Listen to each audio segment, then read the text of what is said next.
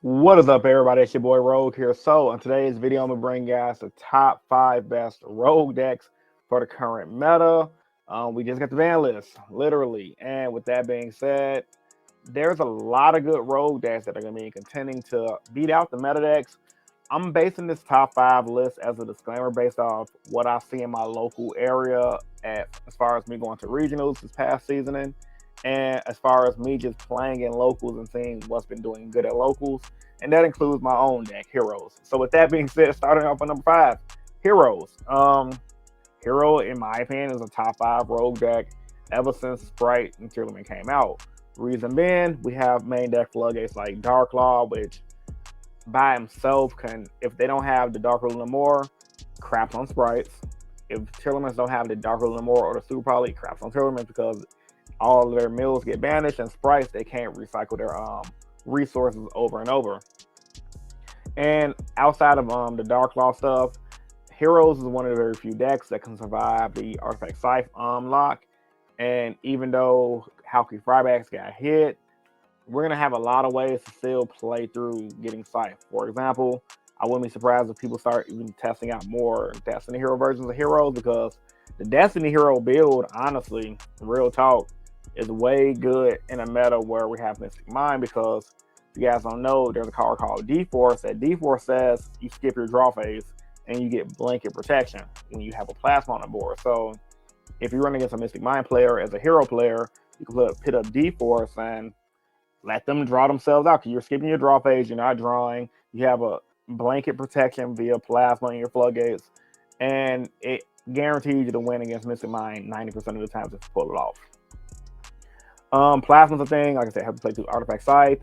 And then DPE, we got freaking Fusion Destiny back at 3. And that's just gonna bump up our consistency a tad bit to help us bring out DPE a lot more. So with that being said, Heroes, I've been playing that for a long time. It's gotten better since national season, and in this format, the fact that we can draw 4 via Crosskeeper and Liquid, you can't tell me the deck's not top 5 best rogues at the very least. So after Heroes, I have as number 4, Skystrike Mystic Mind. And before I can go forward, man, 1 is not better than 5. 5 is not better than 1.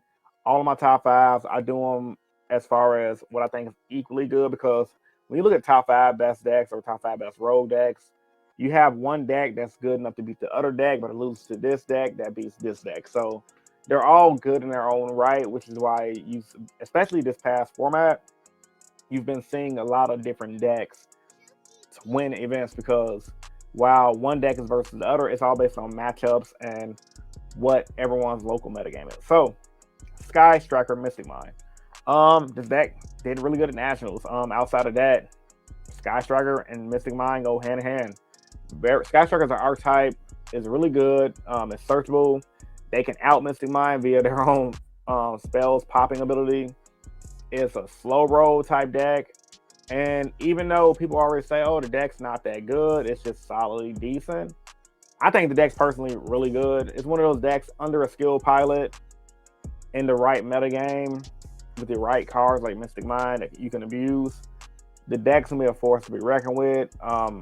As long as that deck's been legal, it's been always somewhat relevant as a roguish option and or shifting in and out of the meta. So with that being said, I think Skystrike is going to be a good contender as a rogue that can pick up. Some of you may disagree, but I think the deck's really solid. Number 3, a lot of you guys are going to hate this one. Mystic Mind Burn. Don't be surprised when you guys start seeing a lot of Mystic Mind Burns top a lot more. Now, with that being said, that don't mean these decks don't win every YCS. However, we cannot discount the fact that Mystic Mind is still at 3. People are still probably not going to side for it. I mean, the list can go on. All I know is Mystic Mind Burn is no joke. I've seen it win locals randomly when no one was prepping for it. I've seen it win a YCS recently. And on top of that, I've seen it just do extremely good in the metagame, here on and here out. The only issue with, I think, the reason why it doesn't do as well as it should, because people just don't want to support the card.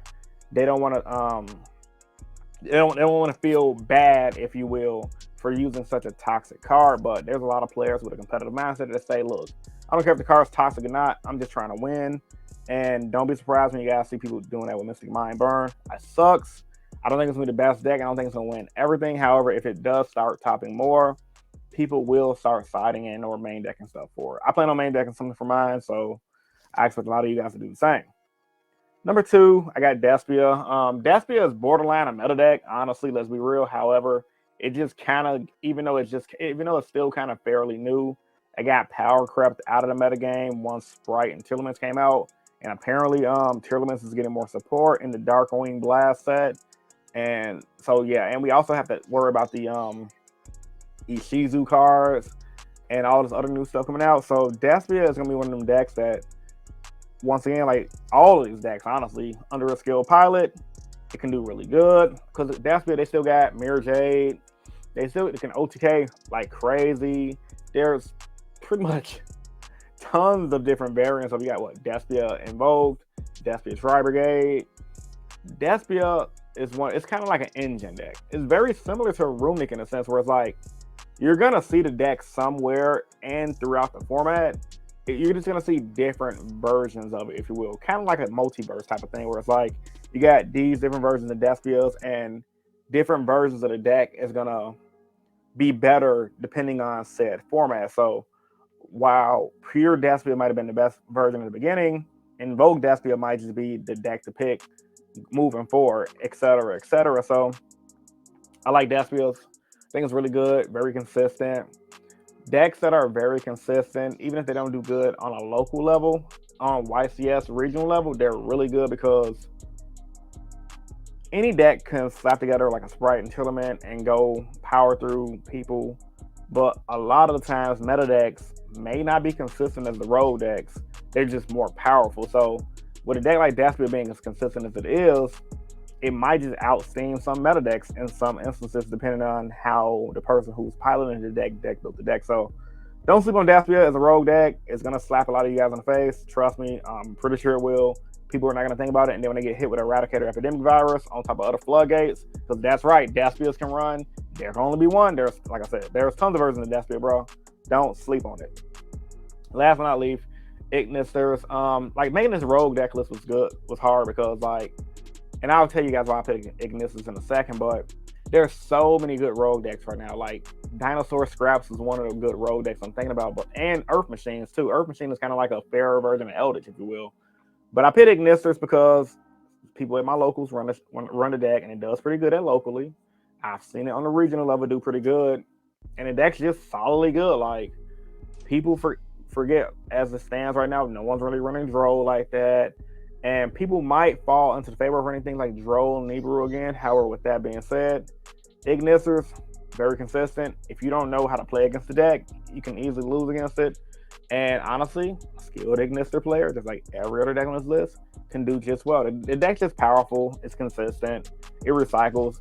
It's its biggest issue. It can brick. Like, just like any rogue deck, when it bricks, it bricks. You feel me? So, nevertheless, man, this is my top 5 best decks that I think is going to be some of the best contenders to go into this format as a rogue decks. If there was a deck you guys may have wanted me to talk about, let me know in the comment section down below. Like the video if you guys are new here. If you want to subscribe for more, subscribe for more. It's your boy YuGiOh, and I'm signing out. Peace. See you guys in the next video.